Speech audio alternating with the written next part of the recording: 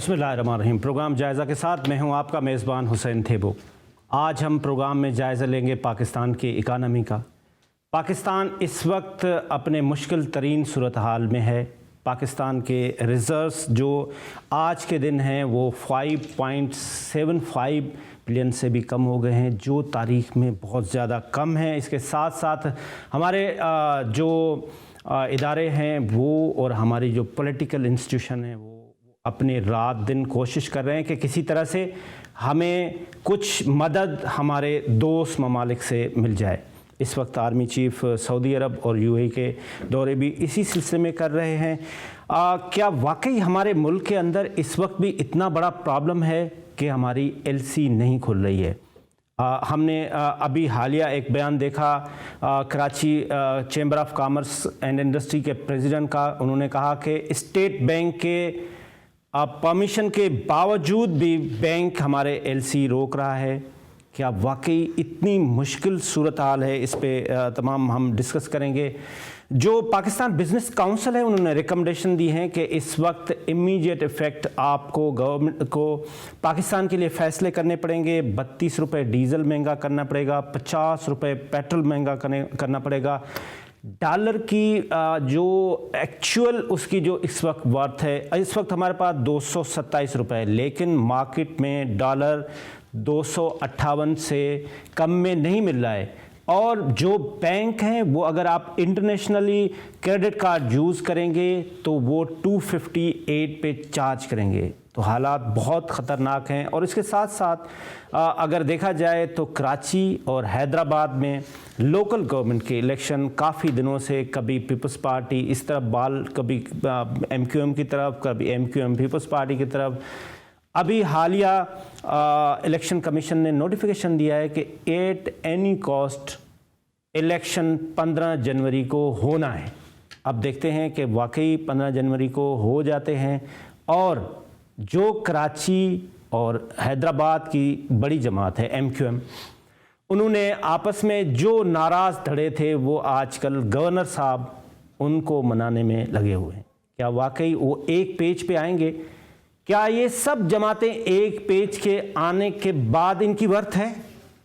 क्या ये vote bank को फिर दोबारा से सिक्योर कर सकेंगे, या वाकई वोट बैंक है ही इनका और इनके कहने के मुताबिक 2018 में इनका वोट चुराया गया जो PTI के कैंडिडेट्स जीते गए? इन तमाम बातों पे आज तफसीलन बात करेंगे। इस वक्त हमारे साथ KCCI के प्रेसिडेंट मोहम्मद तारिक यूसुफ साहब स्काइप पे मौजूद हैं। सबसे पहले उनसे बात करेंगे। सर, सबसे पहले तारिक साहब आपका बहुत शुक्रिया। ये फरमाइए, आपका एक स्टेटमेंट आया कि आपको स्टेट बैंक की परमिशन के बावजूद भी LC बैंक नहीं खोल रहे हैं, क्या वाकई ऐसा है?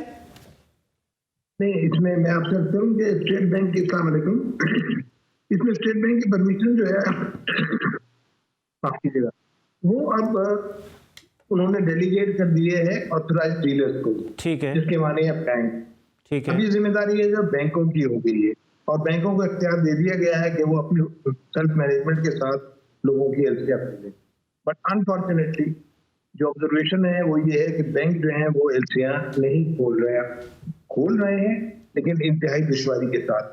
इसमें जो मेरे लिए सबसे ज्यादा अहम पॉइंट है वो ये है कि दालों की एलसी खोलने में मुकामी कराची के ताजरों को दुश्वारी पेश आ रही है। अब अगर दाल जैसी कमोडिटी जो है उसकी एक्सपोर्ट जो है वो इंपोर्ट कम हो जाएगी तो यकीनन मुल्क में इसका बहरान पैदा होगा। मैं समझता ये हूँ कि हमें इस सिलसिले में एक लाहे अमल तय करना चाहिए। हमें इस बात का पूरा एहसास है कि मुल्क में डॉलर की कमी है, लेकिन कोई सिस्टम डिजाइन करने की बड़ी अशद जरूरत है। ये पता तो लगे कि आखिर हमारी बाइंग कैपेसिटी अब है क्या। पहले अगर 16 ने थी तो आज क्या 15 ने है, ये 14 ने है या 8 ने है। एक सिस्टम तो डिजाइन होना चाहिए ना, ताकि दर बदर बैंक टू बैंक लोग फिर रहे हैं, इस बैंक के पास जाए, उस बैंक के पास जाए। I mean there are problems. तो मैं समझता हूँ कि एक लाहे अमल इंपोर्ट के सिलसिले में बिल्कुल वाज़ेह होना चाहिए, ताकि ये लोगों के अंदर जो एक खौफ का सा एलिमेंट हो गया है। देखिए, मैं आपसे करूँ कि मशीनों के रॉ मटेरियल यानी चलाने के लिए जो एडिटिव अगर कहीं चाहिए, छोटी सी क्वांटिटी होती है, इसीलिए उसे एडिटिव कहा जाता है। और उसके डाले बगैर कोई प्रोडक्ट नहीं बन सकती जो उसमें उसकी जरूरत होती है। ठीक है। अब अगर एडिटिव्स की एलसीबी नहीं खुलेगी तो मेजर प्रोडक्ट कैसे बनेगी? हमें सीरियस कंसर्न है, हमें इसको बिल्कुल आइडेंटिफाई करना पड़ेगा कि हमारी जरूरत क्या है और उसको हम किस हद तक कर्टेल करके माइशत का बेहद ला सकते हैं।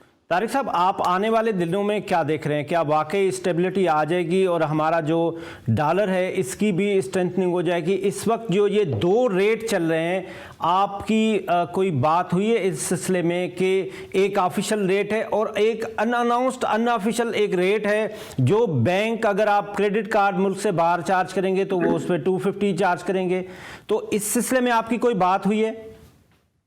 नहीं, हमने इसमें ये दरखास्त हम अपने तौर पे प्रपोज कर रहे हैं कि जो फॉरेन रेमिटेंस है उसको कोई इंसेंटिव दिया जाए ताकि लोग जो है बैंकिंग चैनल के जरिए पैसा भेजना शुरू करें। ये ब्लैक मार्केट में पैसा कहाँ से आ रहा है? ये इस वजह से आ रहा है कि लोग बैंकिंग चैनल को इस्तेमाल नहीं कर रहे हैं। जरूरत इस बात की है कि जो मुल्क में आने वाला पैसा है वो थ्रू पर्पस चैनल आए, उसके लिए कोई इंसेंटिव दें और जिसका फायदा जो है हमारे वर्कर्स जो बाहर काम कर रहे हैं उनको भी पहुंचे और मुल्क को भी पहुंचे।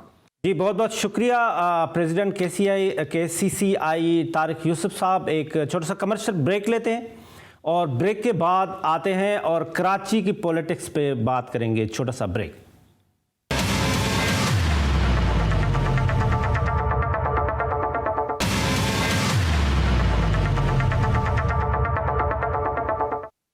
जी, वेलकम बैक नाजरीन। इस वक्त हमारे साथ फ़ारूक सलीम साहब हैं जो माहिर मईशात हैं, former special assistant to prime minister Imran Khan साहब हैं। फ़ारूक सलीम साहब, आपका बहुत बहुत शुक्रिया, आपने हमें टाइम दिया सर।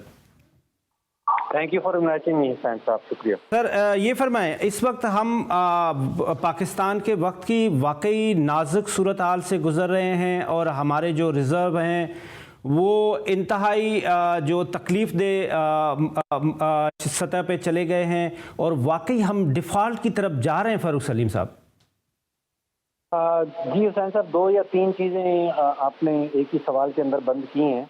देखिए, पहली बात आपने रिजर्व की इसमें कोई शक नहीं है कि इस वक्त जो रिजर्व का लेवल है वो बहुत ही गिर गया है और आप समझिए कि कोई 3 हफ्तों से ज़्यादा का जो इंपोर्ट कवरेज है वो नहीं रहा। इसका अगर आप रुझान जानना चाहते हैं तो आप सोचिए कि सितंबर 2021 में हमारे पास लगभग $20 अरब पड़े थे। PTI की हुकूमत थी, 7 महीनों के अंदर अप्रैल तक 20 अरब से वो 10 अरब से पहुंच गए थे। तो डिप्लीशन जो गिरना है रिजर्व का वो सितंबर 2021 से शुरू हो गया। अप्रैल के महीने में PDM की हुकूमत आई, उस वक्त 10 अरब के ज़खायर थे और पिछले 9 महीनों में ज़खायर गिर के 10 से अब कोई 4.5 अरब पे पहुंच गए। इसमें प्रॉब्लम सबसे बड़ा ये है कि पाकिस्तान जैसा मुल्क जो बहुत सारी अशिया जो है वो इंपोर्ट करता है, इंपोर्ट के ऊपर इसका इन्हिसार बहुत ज़्यादा है। उसको अब सोचिए कि गंदम इंपोर्ट करनी है, कपास भी इस साल इंपोर्ट होगी, अद्वियात इंपोर्ट होती हैं, हम पेट्रोल, डीजल, खाम तेल, खाने बनाने का तेल, दालें तक इंपोर्ट होती हैं। इन सब चीज़ों को इंपोर्ट करने के लिए हमें डॉलर्स चाहिए और डॉलर्स, जैसे मैंने आपसे कहा कि 3 हफ्तों से ज़्यादा का इंपोर्ट कवरेज इस वक्त नहीं रहा। ये तो रेड अलर्ट वाली सिचुएशन है उसका। ठीक सर, क्या आप समझते हैं कुछ एक्सपेक्टेड है कि हमारी जो दोस्त ममालिक हैं या हमें IMF का package as soon as possible मिल जाए? जी, आपने लफ्ज़ इस्तेमाल किया एक्सपेक्टेड का, उसको कहेंगे कि शायद उम्मीद रखे हुए हैं, हमारी ख्वाहिश है, हमारी उम्मीद है। इसमें एक तफरीक करना ज़रूरी है उम्मीद और रोड मैप के दरमियान या उम्मीद और मंसूबे के दरमियान। उम्मीद ज़रूर है लेकिन 22 करोड़ पाकिस्तानियों का मुस्तकबिल जो है वो एक उम्मीद पे ज़िंदा रखना मैं समझता हूँ कि अच्छा नहीं है। कोई ना कोई मंसूबा होना चाहिए, कोई रोड मैप होनी चाहिए, कोई हिकमत अमली होनी चाहिए। इस वक्त लग रहा ऐसा है कि हुकूमत उम्मीद पे कायम है कि हमें सऊदी अरेबिया से पैसे मिल जाएंगे, चाइना से मिल जाएंगे। शायद कोई रोड मैप एग्जिस्ट नहीं करता। अगर हुकूमत ने कोई नक्शा साजी कर रखी है, कोई हिकमत अमली बना रखी है तो वो हमसे शेयर नहीं की जा रही। राइट। आप लीडिंग इकनॉमिक एक्सपर्ट भी हैं, आप वज़ीर आज़म साहब के माविन खुसूसी भी रहे। अगर मैं आपको अभी कहूं कि 1, 2, 3, 4, 5 कोई ऐसे स्टेप बताएं जो हमारे नाज़रीन को और जो सिटिंग पीडीएम की गवर्नमेंट है उनके लिए भी फ्रूटफुल हो। देखिए, सबसे पहली बात तो ये है कि पाकिस्तान की जो डूबती हुई मईशत की कश्ती है, इसको अगर कोई बचा सकता है डूबने से इस वक्त, तो वो IMF है। उसके अलावा और कोई रास्ता नहीं। तो पहला स्टेप तो मेरे नज़दीक यही है कि IMF के प्रोग्राम को जल्द अज जल्द हम उसको ज्वाइन करें। दूसरा ये होगा कि जिसको हम कहते हैं एक्सचेंज रेट रियलिज्म, यानी कि जो हकीकी कीमत है रुपए की, उसको हमारा जो एक्सचेंज रेट है उस पर लाना ज़रूरी है। अभी ये है कि इंटरबैंक जो है वो 227 की आवाज़ देता है, अगर ओपन मार्केट में जाए तो वहाँ 255-260 रुपए की आवाज़ आती है। तो ये हकीकी रेट नहीं है। दूसरा स्टेप ये है कि हकीकी रुपए की वैल्यू जो है वो सामने आनी चाहिए। और फिर तीसरा स्टेप ये है कि हम सऊदी अरेबिया और चीन और बाकी जो बरादर मुल्क हैं उनके पास किसी किस्म की मदद के लिए जाएं। और चौथा स्टेप ये होगा कि जिसको हम कहते हैं डेट रीस्केड्यूलिंग, यानी कि जो कर्जा जात हैं, ख़ासतौर पे जो बैरूनी कर्जा जात हैं, उनको रीस्केड्यूल किया जाए और उनकी जो अदायगी की तारीख है उसमें तौसीह हासिल करने की कोशिश की जाए।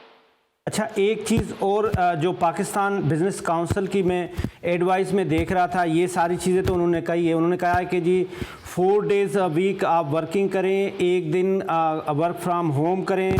उसके साथ साथ उन्होंने कहा है कि इमीडिएट इफ़ेक्ट आप गैस और बिजली की प्राइसेस बढ़ाएं, पेट्रोल पे 32 रुपये बढ़ाएं, डीजल पे 32 रुपये बढ़ाएं, पेट्रोल पे 50 रुपये बढ़ाएं। आप इससे भी एग्री करते हैं? देखिए, इस वक्त जो मगरबी ममालिक हैं, जो मालदार ममालिक हैं, उनकी इकॉनमीज हमसे बहुत अमीर हैं। वहाँ पे भी इस किस्म के इक़दाम उठाए जा रहे हैं।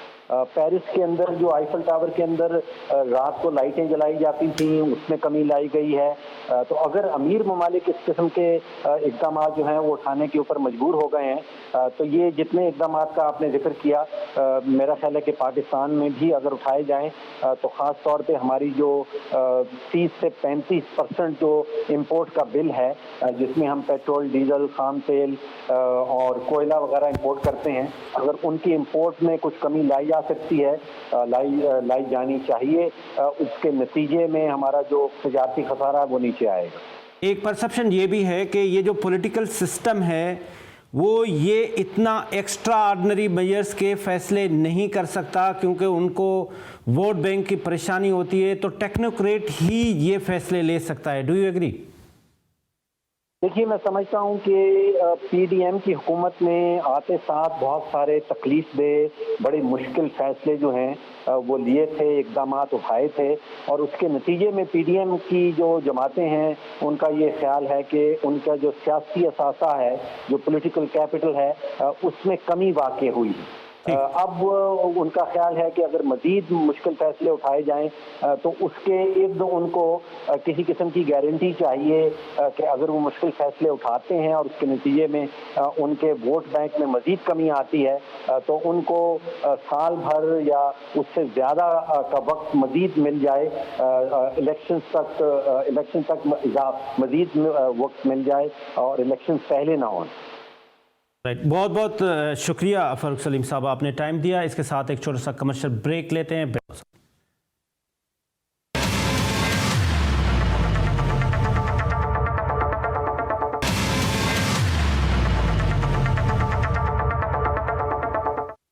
जी, वेलकम बैक। इकनॉमिक के साथ साथ हमारा जो मुल्की जो पॉलिटिक्स है, जब तक उसके अंदर स्टेबिलिटी नहीं आएगी तब तक ये इकनॉमिक्स के सारे मसाइल भी चलते रहेंगे। तो अभी हम ख़ास तौर पे आज बात करेंगे कराची और हैदराबाद में जो इलेक्शन कमीशन ने नोटिफिकेशन आया, जो 15 जनवरी को इलेक्शन होने हैं, और उसके साथ साथ MQM के जितने भी धड़े थे नाराज़, वो सारे के सारे बदौलत गवर्नर साहब की मेहरबानी से वो सारे मिले हैं। और वो सारे एक और एक प्लेटफॉर्म से इलेक्शन लड़ेंगे, पीएसपी हो या एमक्यूएम पाकिस्तान हो।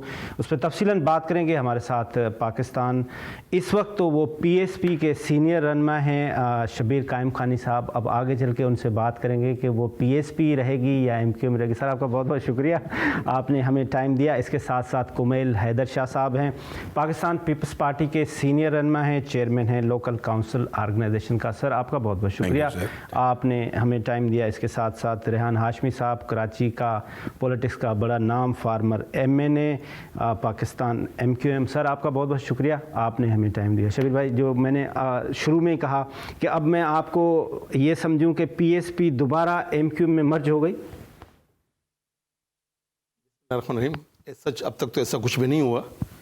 हाँ, लेकिन आज से 3-4 रोज़ पहले एमक्यूएम पाकिस्तान की जो सरबराह हैं खालिद मकबूल सिद्दीकी साहब, वो अपने वफ्द के हमरा, जो हमारे पार्टी का हेडक्वार्टर है पाकिस्तान ज़मीन पार्टी का, पाकिस्तान से वहाँ तशरीफ़ लेकर आए थे और हमसे मुलाकात की थी और उन्होंने दावत दी थी हमें। उन्होंने दावत ये दी थी कि चलकर मिलके साथ काम करते हैं, एक साथ काम करते हैं। और इसके अलावा जो सबसे बड़ा जो वजह थी उनके आने की, वो एक वजह ये थी कि 9 तारीख को एक रैली निकाल रहे हैं, वो इलेक्शन कमीशन जाएंगे रैली निकाल कर, और उनके मुतालबात यही हैं कि जो भी इस वक्त इलेक्शन हो रहे हैं 15 तारीख को, 15 जनवरी को, वो मुतालबा ये है कि डीलिमिटेशन का जो शुरू से मुतालबा रहा है एमक्यूएम का, कि पाकिस्तान पीपल्स पार्टी ने ये जो हल्काबंदी अभी की है, डीलिमिटेशन की है, ये बदनीयती पर मबनी है, ये सिर्फ सियासी बुनियाद पर की गई है। तो लिहाजा इसको असर 9 इस हल्काबंदी को दुरुस्त किया जाए, उसके बाद हम इलेक्शन में जाएंगे। तो ये मुतालबा रहा है और इसकी पटिशन दाखिल की हुई थी एमक्यूएम ने। तो इस सिलसिले में आज से कुछ 3 रोज़ पहले एमक्यूएम और पीपल्स पार्टी की बैठक भी हुई, बल्कि पीपल्स पार्टी ना कहें, पीडीएम की बैठक हुई है। ठीक है। और जिसमें ये एमक्यूएम की तरफ से तमाम मुतालबात रखे गए थे। खुद जरदारी साहब मौजूद थे उस मीटिंग में और उन्होंने सुना है, एमक्यूएम को भी सुना है और ये वादा किया उन्होंने कि 2 से 3 दिन मुझे दें ताकि मैं इसको देखता हूँ और इंशाल्लाह ताला खुश उसलूबी से हल कर लेंगे। ये बात मैं 3 रोज़ पहले की बता रहा हूँ, मुझे नहीं पता आज अब तक वो मसले हल हुए या नहीं हुए। ठीक है। लेकिन बहरहाल एमक्यूएम ने हमें, सिर्फ हमें नहीं इन्विटेशन दी है, एमक्यूएम जमात इस्लामी के पास भी गई है और एमक्यूएम हकीकी के पास भी गई है। और उनका ये कहना है हम तमाम पॉलिटिकल पार्टियों के पास जाएंगे और जाकर हम इनको इन्वाइट करेंगे कि कम से कम इस इश्यूज़ के ऊपर, क्योंकि ये मसला सिर्फ एमक्यूएम का ही नहीं है ना, ये कराची में जितने भी लोग रहते हैं, ख्वाह वो किसी ज़बान से उनका ताल्लुक़ हो, किसी मज़हब से ताल्लुक़ हो, जो कराची में रहते हैं और कराची के साथ ये ज़्यादती की गई, डीलिमिटेशन कर कर उन हल्का बंदियाँ करके ये नाइंसाफ़ी की गई है कि कहीं ऐसे भी हल्के, ऐसी भी कॉन्स्टिट्यूंसीज़ बनाई हैं उन्होंने मनपसंद, जो 90,000 80,000 पर मुश्तमिल एक यूसीज़ बन रही है और कुछ यूनियन काउंसिल ऐसी हैं जो 20 से 25,000 पर बन रही हैं। तो ये बड़ा डिफरेंस है। तो जहाँ इनको पता है पाकिस्तान पीपल्स पार्टी को ये हल्का इस तरह से जीता जाएगा, वो उसको इस तरह से बना लो, और जहाँ हल्का ये वोट हमारे नहीं है, वो तो क्लियर है, पता चलता है कि उन हल्कों को ज़रा ज़्यादा वोटों पे आप कर दें। तो ये तो सीधी सीधी नाइंसाफ़ी और ज़्यादती है और ये बदनीयती पर मबनी है सारी चीज़ें। ये इस पॉइंट तक तो आप एक हैं। क्या आप जो 15 तारीख को इलेक्शन होना है उसमें भी आप अपना कैंडिडेट कंबाइंड सेलेक्ट करेंगे, जो आपका इलेक्शन वो मिलके लड़ेंगे? देखिए, ये तो कबल वक्त बात होगी, हमने कहा मैं यही बता रहा हूँ ना, अभी 15 में अभी ज़ाहिर है आज तो 6 तारीख है, 7 तारीख है, अभी दिन है उसमें, और आपको पता है ये इलेक्शन में तो आखिरी लम्हात तक, आखिरी रात तक भी फैसले होते रहते हैं। तो इस सिलसिले में बैठ के पार्टी फैसला करेगी, बैठकर हम मुशावरत के साथ हमें क्या करना है कि आगे इन हालात के अंदर इलेक्शन लड़ना भी है नहीं लड़ना। जब बदनीयती पर मबनी ये हल्के बना दिए गए हैं और पहले से ही स्केच कर लिया गया है, डिज़ाइन बना दिया गया है, बाई डिज़ाइन ये सारे हल्के बनाए, क्योंकि पीपल्स पार्टी के पास ज़ाहिर है 15 साल से हुकूमत कर रही है सिंध पर, सूबे पर, उनके पास इख्तियारात हैं, एडमिनिस्ट्रेशन उनके पास है, ब्यूरोक्रेसी उनके पास है, वो अपनी मनपसंद के हल्के, ऐसा सिर्फ यही नहीं किया इन्होंने, सिंध के दीगर शहरों में भी इसी तरह किया। आपने देखा होगा कि 6 माह कबल जो इलेक्शन हुए हैं, और पहली बात हुई कि इलेक्शन होने कब थे, पीपल्स पार्टी तो इलेक्शन कराने के मूड में ही नहीं थी। ये 2015 में इलेक्शन हुए थे, 2020 में इलेक्शन ड्यू थे 5 साल बाद, अब 2023 शुरू हो गया, अब तक तो पीपल्स पार्टी इलेक्शन करा ही नहीं रही थी, राह फरार इख्तियार कर रही थी पीपल्स पार्टी, और अपने मनपसंद एडमिनिस्ट्रेटर लगाकर वो अपने मसाइल हल करवा रही थी पॉलिटिकल ग्राउंड के ऊपर। ये तो अल्लाह का शुक्र है कि ये कोर्ट ने ऑर्डर दिए, कोर्ट के ऑर्डर से ये इलेक्शन हो रहा है। राइट। ये ऐसे क्या टर्म्स एंड कंडीशंस है जिसके तहत आपने कुछ रखे होंगे? जाहिर बात जब मीटिंग हुई जो MQM पाकिस्तान का जो डेलीगेशन आपके पास खालिद मकबूल साहब के लीडरशिप में आया, तो आपने उनसे कौन से पॉइंट्स रखे कि भाई ये ठीक करें तो फिर हम आपके पास आ जाएंगे? नहीं, स्टेज पर कोई बातें नहीं आई थी। सिर्फ मैंने कहा सिर्फ हमें इनविटेशन देना आए थे वो, एक तो ये कहा था कि हम ख्वाहिश रखते हैं कि हम मिलकर काम करें, जदोजहद करें साथ चलकर, और दूसरा उन्होंने ये कहा था कि जो हम इलेक्शन जो रैली निकाल रहे हैं इस रैली में आप आएँ और शिरकत करें ताकि भरपूर तरीके से कुव्वत बनकर हम मैसेज दें उन कुव्वतों को जो हमारे साथ नाइंसाफ़ियाँ कर रही हैं। तो मैं समझता हूँ उस बात पर तो एक एजेंडे पर तो हम बिल्कुल एग्री हैं। हमारी फैसला किया हमारी कैबिनेट ने बिल्कुल, जब हमें उन्होंने इन्वाइट किया है तो एक कॉमन कॉज के लिए, एक कॉमन कॉज ये है कि ज़्यादती कर रही है अगर पाकिस्तान पीपल्स पार्टी, तो क्यों ना हम अपना प्रोटेस्ट जो हमारा जमहूरी और एक आईनी तरीका है, हम सब मिलकर अपने एक प्रोटेस्ट, एक आवाज़ उठाएं और बताएं कि भाई ये आप ज़्यादतियाँ कर रहे हैं इस सिर्फ एक एजेंडे के ऊपर फ़िलहाल तो। और अगर कल कोई मर्जर होता है या इंजमाम जब भी होता है सच, तो ये करें फिर बैठ के अभी बातें बाकी हैं, अभी मीटिंगें होंगी, मज़ीद आगे बात बढ़ेगी। वलीद शाह साहब से भी पूछते हैं। सर ये फरमाए ना कि आप क्यों नाइंसाफ़ी कर रहे हैं शब्बीर भाई के साथ, और हल्का बंदी आप क्यों नहीं दुरुस्त कर रहे हैं? बिस्मिल्लाहिर्रहमानिर्रहीम। सर कि हम तो शुरू से लेके से हमारा पाकिस्तान पीपल्स पार्टी का ये हदफ रहा है कि जमहूरी सिस्टम हो, जमहूरी ही चीज़ें हो। और आपको याद होगा कि ये जो मौजूदा बल्दियाती निज़ाम अभी आया है या चल रहा है, ये हमारी ही पटिशन पे ये सुप्रीम कोर्ट ने ऑर्डर दिया था जिस पे ये लोकल गवर्नमेंट पास हुआ था। और अभी भी ये तो गवर्नमेंट को बड़ा फेवर होता है सर कि अगर गवर्नमेंट सिटिंग गवर्नमेंट आपकी है तो वो बल्दियाती इलेक्शंस तो चाहेंगे। हमने सखर में करवाए जो 3 इसके वो बनाए हुए थे, और हैदराबाद का सैलाब की वजह से अब हो गया। कराची की जो वजूहात उस वक्त की बताई गई थी आपके सामने सबने लिख के दिया। अभी भी हमारा यही है कि बल्दियाती इलेक्शंस होने चाहिए और हम उस पर करवा रहे हैं। MQM पाकिस्तान को ये एक है कि उनका कि हमें कुछ यूनियन कौंसिलों की हल्का बंदियाँ कुछ इलाकों के हमें करना जो उनके मुशावरात हमारे साथ हो रही है, और उस पर भी हमने ये लिख के दिया है कि जो अगर हल्के बंदियां ये कुछ पे एतराज़ात हैं तो उनको देखा जाए, उनको चेंज किया जाए।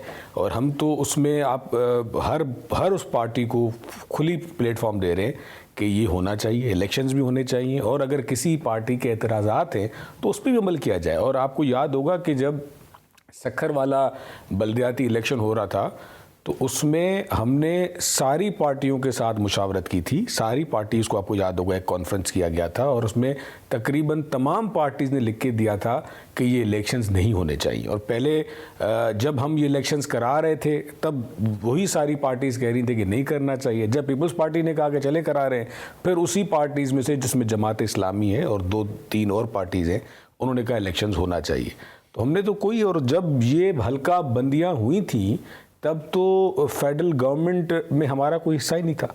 और आपको याद होगा कि हमने ही एहतजाजात किए थे कि ये मरदमशुमारी पे, कि ये मरदमशुमारी गलत की गई है। और इसको जब हर किसी का एक पूरा पैटर्न होता है कि आपको पहले मरदमशुमारी पे हमने कहा कि हमसे ज़्यादती हो रही है, सिंध के जो है वो नहीं बताए जा रहे, तो उसी पे फिर हल्के बंदियाँ बनती। आपको अभी 15 तारीख के इलेक्शन होने पे कोई पीपल्स पार्टी को कोई एतराज़ नहीं है? हमें कोई एतराज़ नहीं। हम ये चाह रहे हैं कि इलेक्शंस हो, लेकिन ज़रूर PDM में हमारे साथ MQM एक हमारा मेंबर है, हमारा वो है, तो उनके एतराज़ात जो हैं वो भी हमने लिख के दिए, इलेक्शन कमीशन को लिख के भेजे कि अगर कुछ इलाकों में पार्टीज़ को एतराज़ात हैं तो वो आप उनको चेंज कराए, बराए मेहरबानी चेंज किया जाए। पर अगर कोर्ट का ऑर्डर है, सुप्रीम कोर्ट का या हाई कोर्ट का बल्दियाती इलेक्शन के हवाले से, तो हम कराने के लिए तैयार हैं। रेहान भाई, आप जो शब्बीर भाई ने बातें की कि आपकी जो अंडरस्टैंडिंग है इस वक्त क्या है, आप पीपल्स पार्टी के अलाइज भी हैं, और अब आप जो इलेक्शन लड़ने जा रहे हैं लोकल गवर्नमेंट का 15 तारीख का, आपने एक आप सीनियर रहनुमा एक अंदर का फैसला हुआ होगा, वो पीपल्स पार्टी के साथ मिलके कर रहे हैं, PSP के साथ मिलके कर रहे हैं, या क्या आपकी स्थिति? बिस्मिल्लाहिर्रहमानिर्रहीम, शुक्रिया थे वो साहब। देखें, पहली चीज़ तो ये कि पीपल्स पार्टी के साथ हमारा एक वर्किंग रिलेशनशिप है। जो हमारा जो कोलिजन एक सिलसिला बना है वो फेडरल गवर्नमेंट के साथ है, ठीक है। और हमारा वर्किंग रिलेशनशिप एक डेवलप जो हुआ वो गारंटोर्स मौजूद हैं मुख्तलिफ पॉलिटिकल पार्टीज़ की सूरत में, जो कि हमारे उन मुतालबात को जो तवातुर के साथ कई दिहाइयों से हम मुख्तलिफ़ हुकूमतों से बिलखुसूस पीपल्स पार्टी के दोस्तों से हम लेने के लिए जद्दोजहद कर रहे थे। वो रिटन फॉर्म में पीपल्स पार्टी के साथ एक कंसेंसस डेवलप हुआ जिसमें वाज़ेह तौर पर चंद नुकात थे और उस तनाजुर में हमारे कई मीटिंग्स का सिलसिला जारी है, आज भी जारी है वो। और उसमें क्या बुनियादी नुकात थे? बुनियादी नुकात ये थे कि आर्टिकल 140A का इतलाक़ हो, कॉन्स्टिट्यूशन की पासदारी हो, बल्दियाती इख्तियारात डेवोल्यूशन की तरफ जाएं, बल्दियाती इदारे बल्दियात के पास होने चाहिए, यूनिवर्सिटीज़ का क़याम हो, कोटा सिस्टम के हवाले से था और सेंसस के हवाले से और मरदमशुमारी के साथ साथ डिलिमिटेशंस के हवाले से भी था, जो रिजर्वेशंस थी हमारी और दीगर चीज़ें भी मौजूद थी उसमें, हमारे लीगल दफातर खोलने के भी हवाले के नुकात थे। अच्छा, अब उसमें दर्जनों हमारी मीटिंग्स होती रहीं। ताहाल हमारी रिजर्वेशंस पीपल्स पार्टी के दोस्तों के साथ ये है कि आपने, क्योंकि एक इलेक्शन कमीशन एक सेपरेट एंटिटी है जिसकी ज़िम्मेदारी है हल्का बंदी करना, खाना शुमारी करना और उसके बाद उसको मैपिंग करके डिलिमिटेशन की सूरत में लेकर आना।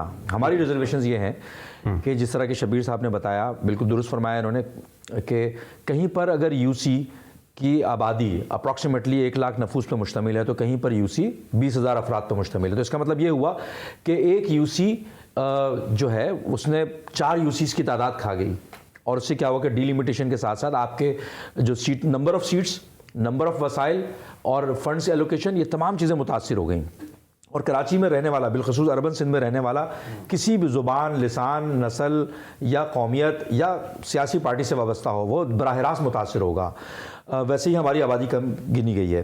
अच्छा, हम ये समझते हैं कि ये जेरी मैंडरिंग हुई है और हम इस जेरी मैंडरिंग या प्री पोल रिगिंग के हवाले से इलेक्शन कमीशन के पास जाएंगे। बुनियादी तौर पर 18वीं तरमीम के बाद इलेक्शन कमीशन की जिम्मेदारी बनती है, लेकिन सूबाई हुकूमत की जिम्मेदारी है। इन्होंने मुख्तलिफ औकात में ये बात वाज़ेह भी की।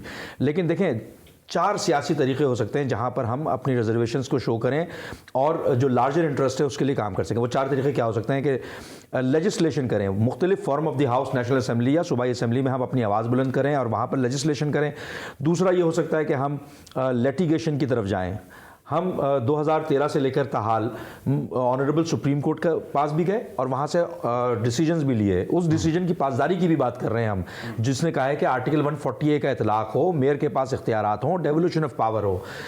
तीसरी चीज़ क्या हो सकती है कि हम डायलॉग करें, वो डायलॉग भी कर रहे हैं हम पीपल्स पार्टी के दोस्तों के साथ। और चौथी चीज़ क्या होती है कि हम सड़कों पे आएँ, पुरअमन एहतजाज करें। इस चौथी चीज़ को मुख्तलिफ औकात में करते रहे हैं और अभी भी हमारा इरादा ये है कि पुरअमन तरीके से अपने जो रिजर्वेशंस हैं वो हम जाहिर करें। और एक और आखिरी चीज़ देखें, इसमें मुख्तलिफ पॉलिटिकल पार्टीज़ के पास भी गए हैं हम, जो मुख्तलिफ एंटिटीज़ हैं, चाहे वो मतलब हम हमारे साथ कोलिजन में नहीं है, लेकिन हम उनको दावत दे रहे हैं। आज कम अज़ कम ये तो है कि जमात इस्लामी जैसी मुखालिफ पार्टी MQM का वो बयानिया दोहराती हुई नज़र आती है कि मेयर के इख्तियार दो, डेवोल्यूशन ऑफ पावर हो, इख्तियार की मुंतकली हो। ये हमारा ही दिया हुआ बयानिया है जो आज कम अज़ कम अर्बन सिंध के हवाले से तमाम पॉलिटिकल पार्टीज़ ये बात करती हैं। पीपल्स पार्टी भी इस बात का इदराक करती रही है मुख्तलिफ औकात में, लेकिन एक्शन स्पीक्स लाउडर। आपको एक्शन करके दिखाना होगा। रेहान भाई, हम एक छोटा सा ब्रेक लेते हैं और इन ब्रेक पे बाद इन्हीं बातों को कंटिन्यू करते हैं। एक छोटा सा ब्रेक।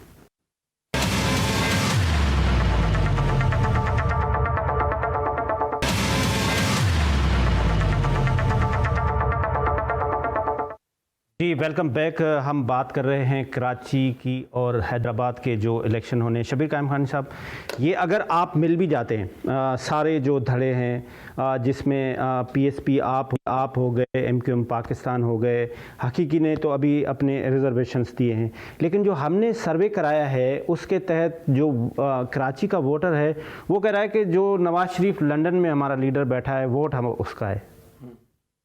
तो वाकई ऐसा है? नवाज शरीफ का, और मतलब जो लंदन में लीडर उन्होंने कहा बैठा हुआ है, नाम ले देंगे किसका? नहीं, ऐसा नहीं है।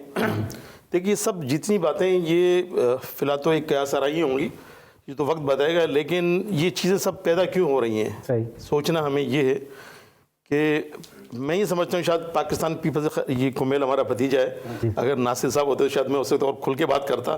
तो भतीजे का एहतराम करते हुए बातें ज़रा, असल वजह ये कि पाकिस्तान अगर पीपल्स पार्टी चाहती तो कराची सिंध के शहरी इलाकों के दिल जीत सकती थी काम करके, कि अल्लाह ताला ने इतना मौका फराम किया। मैं सुनिए मेरी ज़रा, इतना मौका फराम किया। 15 साल कम नहीं होते हैं। 15 साल से पाकिस्तान पीपल्स पार्टी हुकूमत करके भी आप देखें कि सिंध के शहरी इलाकों को तो छोड़ो, सिंध के जो देही इलाके हैं वो भी नाखुश हैं।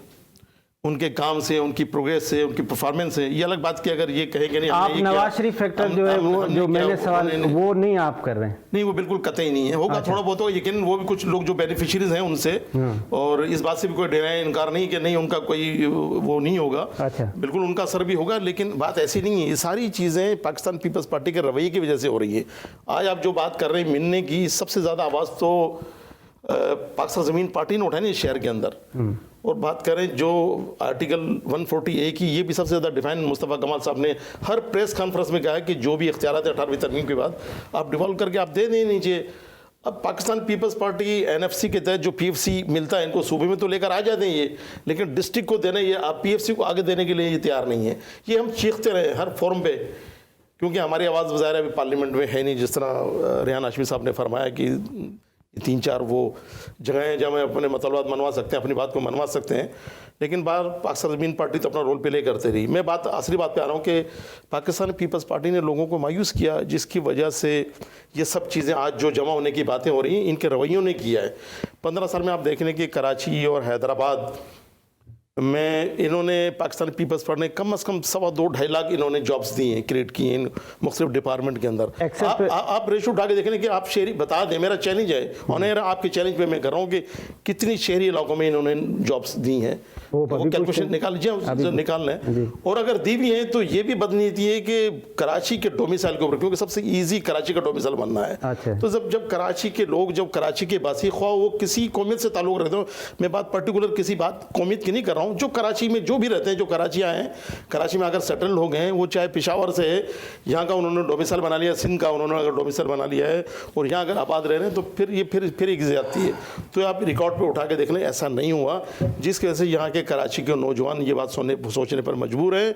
कराची के शहरी जो सबसे ज़्यादा टैक्स देते हैं, आपको पता है मुल्क का नज़्म नस्क चल रहा है कराची के टैक्स से, लेकिन आज कराची में पीने का साफ पानी मैसर नहीं है, कराची गैस जैसी नामतों से महरूम है, कराची में घंटों घंटों लाइट नहीं है, इंफ्रास्ट्रक्चर यहाँ पर तबाह हो गया है। ये तमाम ज्यादतियाँ हैं। अच्छा, ये जब ज्यादतियाँ हुई तो ये पीपल्स पार्टी 15 साल में हल कर सकती थी। अच्छा, ये बात आप सही कह रहे हैं सर, ये शाह साहब से भी हम इसका जवाब, लेकिन मुस्तफ़ा कमाल साहब का ये जो मौक़िफ़ था कि कराची को जो तबाह किया है वो रा के एजेंट खालिद मकबूल सिद्दीकी जैसे लोगों ने किया, वो अब आपके वो सही हो गया है? जी, वो अभी ठीक हो गया। एक बात सुने, देखो ये इस बात पे ये तो बड़ी लंबी चौड़ी बात हो जाएगी, किसने क्या कहा इस मुल्क के अंदर, ठीक है ना। मैं तो सिर्फ बात ये करें कि किसी कॉज के लिए कल किसने क्या कहा, अगर उस पर हम डिबेट करेंगे तो फिर आपको कम से कम 3-4 घंटे प्रोग्राम करना पड़ेगा, और मैं बिल्कुल दलील के साथ बात करूँगा।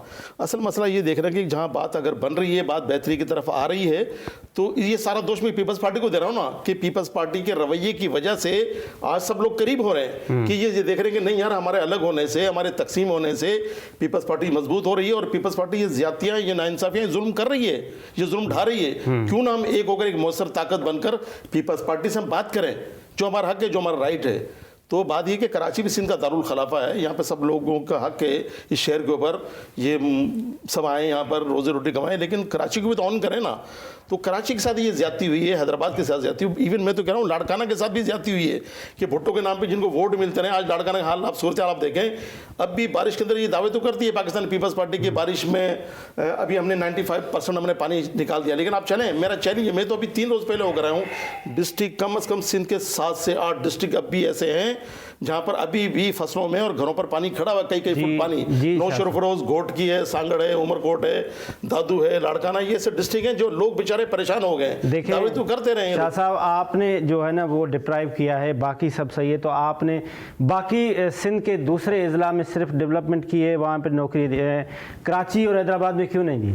एक तो उठते ही इन्होंने भतीजा कर दिया, तो मैं वो चाचे से इजाज़त लेके अपनी पार्टी को डिफेंड करना चाहूँगा, और रेहान भाई से भी इजाज़त लूँगा कि ऐसे नहीं कल को फिर आप पीडीएम में इनको भी शामिल रखें, फिर ये बात हमारे खिलाफ ना आ जाए। तो मैं इस वक्त जो मेरी पार्टी पे, या मेरे as a member of Pakistan Peoples Party, as a worker of Pakistan Peoples Party, मैं ये बहुत इज्जत है मुझे इनके लिए, लेकिन मैं याद दिलाना चाहूँगा कि उस वक्त कराची जब लंदन वाले हजरात के साथ होता था, वो कराची वो बेहतर है या आज बेहतर है? आज आप रात को यहाँ से शो करके 12 बजे 1 बजे भी घर, अब सर मैंने अब देखें आपको जब नहीं किया था, 12-1 बजे आप यहाँ से जा सकते थे।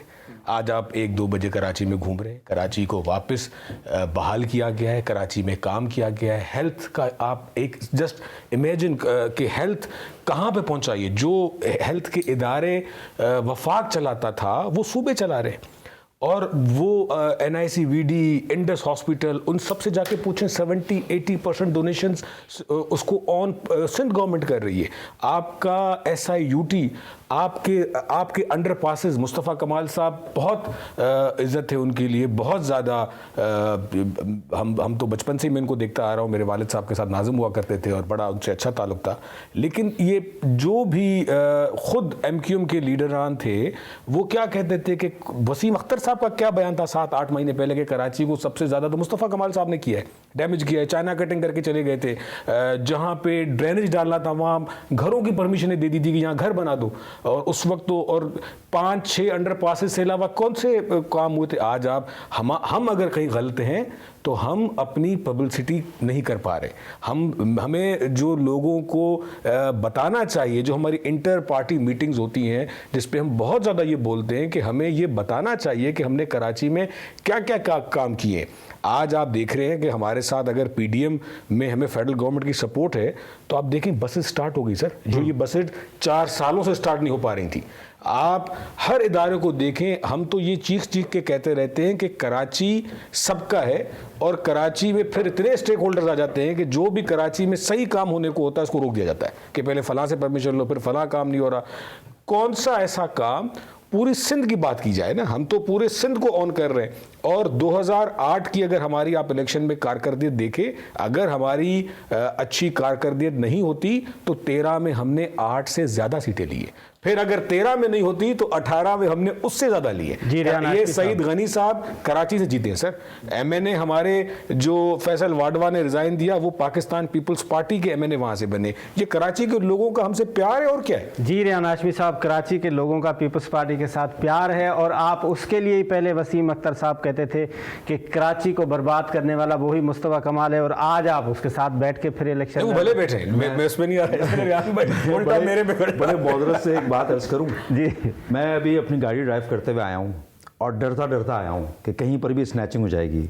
मेरा प्यारा भाई जो है वो प्रोटोकॉल में आता है, इनको पता नहीं चलता होगा कि आम चलने वाला सड़क पर कराची का नौजवान, मोटरसाइकिलिस्ट या गाड़ी चलाने वाला शख्स किस कर्ब के आलम में बस स्टॉप पे रोकता है, किस कर्ब के आलम में सिग्नल पे रोकता है।